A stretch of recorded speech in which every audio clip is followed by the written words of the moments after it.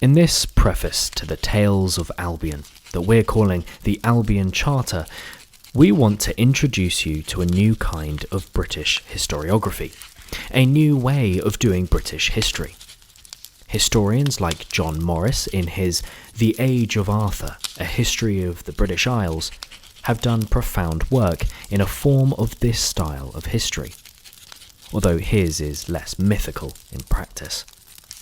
It is history with all the weird bits left in. It is historiography that includes, accounts for, and accepts myths, legends, folklore, and fables as part of the historical narrative. This is a British history with all the dragons, witches, ghosts, monsters, giants, and legendary heroes gathered in. We do some sifting work, rejecting some stories as purely ridiculous or constructions entirely of human design. We are calling this Albionic History. The origins of the name Albion will be discussed in greater detail in a later episode, but for now we can say that Albion is the mythological name for Britain, its first name, a name that bleeds legend and mystery. So it suits the kind of history we're doing here. With this style of historiography, we are also standing on a number of potentially foreign presuppositions. There is a distinctly Albionic paradigm that comes with the Albionic historiography. As many of these stories were finally written down during the early medieval era, we must take a step into that world in order to interact with them. While most of these tales would have happened hundreds if not thousands of years outside of the time they were finally immortalized in ink, they are written with a distinctly medieval tint. As such, for this show, we are going to accept a number of medieval presuppositions. As Amy Jeffs says in the preface to her book Storyland, "In the spirit of legend, it is time to shed modern views of universal chronology. Here, the story follows the medieval view of time, shaped by classical and biblical traditions." For this, we will be donning a medieval cosmic paradigm. For the medieval person, the world had been created by God from nothing in 7 days.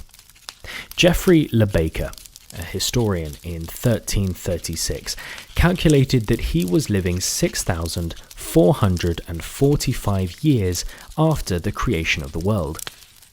He calculated that the Great Flood happened around 2865 BC, and Britain was founded in 1300 BC.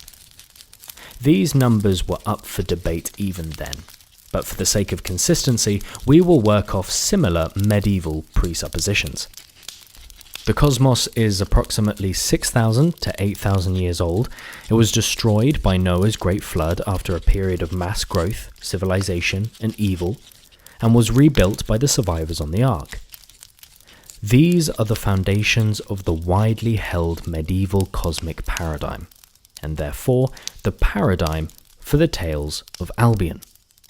The world that exists in this show, this new Albionic history of Britain, is self-contained, and it is up to the listener whether they want to take these stories or these paradigms and extend them into the outside modern world. You can believe all of this, none of it, or some of it. Take it as you will. With all this, it is important to understand the outline of Albionic chronology.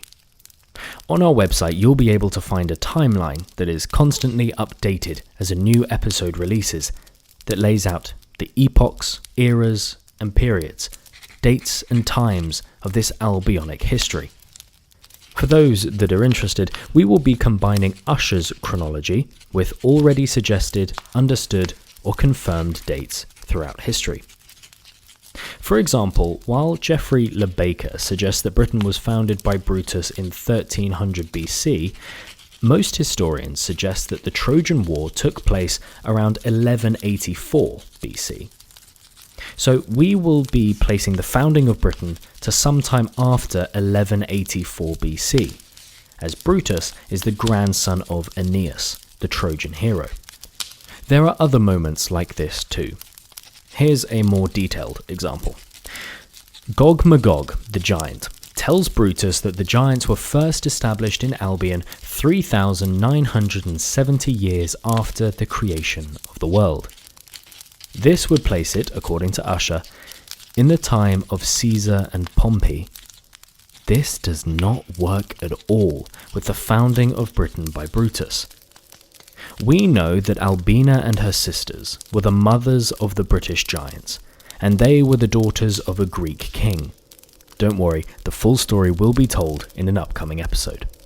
Working with Usher's dating of the beginning of Greece, 2089 BC, we now have a date range to work from, between 2089 BC to 1184 BC.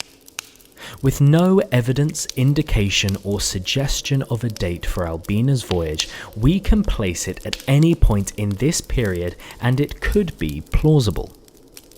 However, we also need to work with the idea of the spread of the giants and their growth and complete domination of the island.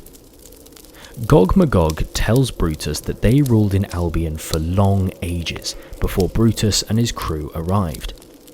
So, to give Albina's father enough time to establish himself as a king, let's say 30 years, 2059 BC, and Albina's parents enough time to have 30 daughters, a minimum of another 30 years, 2029 BC, and then enough time for the youngest daughter to reach marriageable age, a minimum of 14 years in ancient Greek convention, 2015 BC.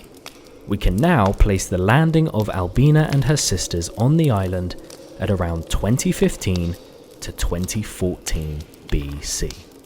So, if they landed in 2014 BC, we give them a year to establish themselves and reach the levels of civilization that they were at when they were met by the dark spirits. That means that the giants would have been born in around 2012 BC, giving them around 900 years to spread, rule and reign Albion before Brutus was born, raised and travelled to the island. With instances like this, where we have no indication of any kind of factual dating, we work off pre-existing dates to work towards the most logical placement of these events. While it is not absolutely definitive or truly ironclad, it is a dating system that seeks to include and amalgamate everything as logically as possible. With this, Albionic British history is divided into a number of eras or periods. Most of these will already be familiar to you, but some may not. From creation to the Great Flood, we have what is known as the antediluvian period, 4004 to 2348 BC. This includes the stories of the early giants, the dark spirits, and the spread of great evil across the earth, ultimately ending with the Great Flood that struck the whole earth, wiping the slate clean and the world cleansed. After this, we have what we will be calling the Albanian period, from 2348 to 1184 BC. This gets its name from the story of Albina and her sisters, charting the stories of the beginning of the Greeks, the birth of the giants of Albion, and the great history of the Trojan War. The classical period succeeds this from 1184 BC to AD 350. This includes the usual periods of antiquity, the Greeks, Romans, and classical civilization. From AD 350 to 515, we have the Arthurian period, starting with the increased incursions of the Picts, Scoti, and Atticotti through the end of Roman Britain, to the rise of Arthur, High King of Albion, Merlin, and the New Britain. It concludes with Arthur's death in AD 515. The Saxon period is next, commonly known as the early medieval period, from AD 515 to the Norman invasion of 1066. It includes the stories of Alfred, Athelflaed and the formation of a united England, the vicious attacks of the Vikings, and the stories of saints, martyrs, monsters, and demons. The periods that follow are the normally understood and taught periods of British history. The Norman, Plantagenet, Tudor, Stuart, Georgian, Victorian, Edwardian, and finally, the modern period, bringing us to the present.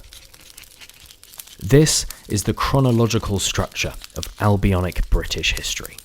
This is the world of the Tales of Albion.